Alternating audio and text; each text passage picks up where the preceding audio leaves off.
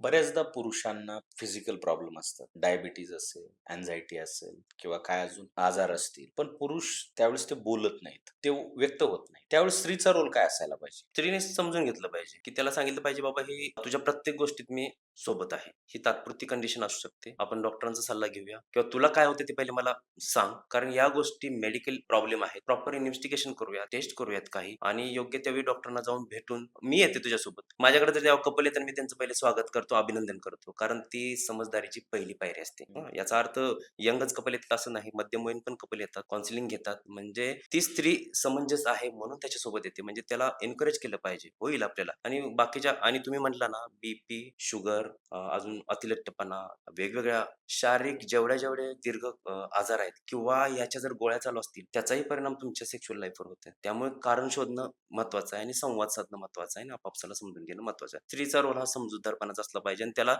Encourage केलं पाहिजे. कारण एक विशिष्ट टॅबू आहे. समाजात याच्याकडे बघण्याचा दृष्टिकोन वेगळा आहे. टॅबू म्हणजे हा वर्ज्य आहे. विषय बोलणं देखील वर्ज्य आहे समाजात. हो. त्यामुळे याच्यामध्ये जर पत्नी तुमच्या पाठीशी राहत असेल, तर त्याला एक एन्व्हायर्नमेंट मिळतं. मला कोण जज करत नाही. डॉक्टर पण जज करत नाही, माझी पत्नी पण जज करत नाही. त्याचा कॉन्फिडन्स आणखी वाढतो. त्यामुळे स्त्रीची भूमिका अतिशय महत्त्वाची आहे असं मला वाटतं.